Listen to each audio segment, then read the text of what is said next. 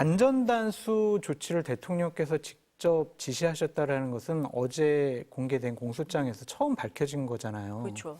그동안은 이상민 전 장관이 지시를 했다고 알려졌는데 이거는 대단히 큰 증언이 될 것 같아요. 왜냐하면 헌법상에 언론 출판의 자유가 있잖아요. 그런데 언론사들을 봉쇄를 하고 단전 조치를 하겠다는 것은 언론의 자유를 심각하게 훼손하려고 그리고 그것을 지키지 않겠다라는 대통령의 의지가 이 지시에 나온 거잖아요. 그러면 헌법재판에서는 상당히 불리하겠죠. 당신은 헌법을 수호할 의지가 없는 것 같아 라는 중요한 증거 자료로 이상민 장관의 증언이 헌법재판소 재판에도 큰 영향을 끼칠 것 같다. 그런 생각이 듭니다. 그러니까 소장님 보시기에는 이제 국회를 무력화하려고 한 것에 더해서 그렇죠. 언론사에 대한 봉쇄 조치까지 있었다는 게 큰 두 축이잖아요. 두 축이 확인이 됐다. 네, 하나는 국회라는 헌법상의 기관을 무력화하려고 했던 것, 또 하나는 언론사들을 단전단수하면서 무력화시키려고 했던 것. 그래서 헌법에 나와 있는 중요한 권리인데 이런 것들을 제한하려고 했다는 것은 헌법을 수호할 의지가 없다라고 판단할 수밖에 없지 않을까 그런 생각이 듭니다. 평론가님은? 그러니까 네. 계엄이 경고영이었다. 그리고 그 야당의 어떤 국회의 입법 폭주, 독주 뭐 이런 것들을 알리기 위한 거였다. 이런 말이 다 거짓말이라는 것이 여기서 드러나는 것이고, 그리고 불법적으로 어떤 국회라는 입법기관을 무력화하는 국헌 문란뿐만 아니라 언론의 자유, 헌법상의 기본권을 위법적으로, 불법적으로 제한하려는 시도까지 있었다. 이런 게 확인되는 것이죠.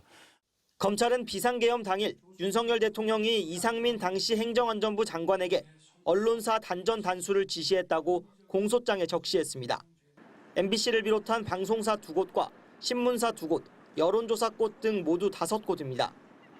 윤 대통령이 대통령 집무실로 들어온 이 전 장관에게 24시경 이들 언론사들을 봉쇄하고 소방청을 통해 단전 단수하라는 내용의 문건을 보여줬다는 겁니다. 앞서 윤 대통령이 최상목 당시 경제부총리와 조태열 외교부 장관, 조지호 경찰청장에게 문건을 전달한 건 드러났지만 이 전 장관 문건은 이번에 처음 확인됐습니다. 이 전 장관은 이후 밤 11시 34분쯤 조지호 경찰청장에게 전화해 경찰 조치 상황을 확인했습니다.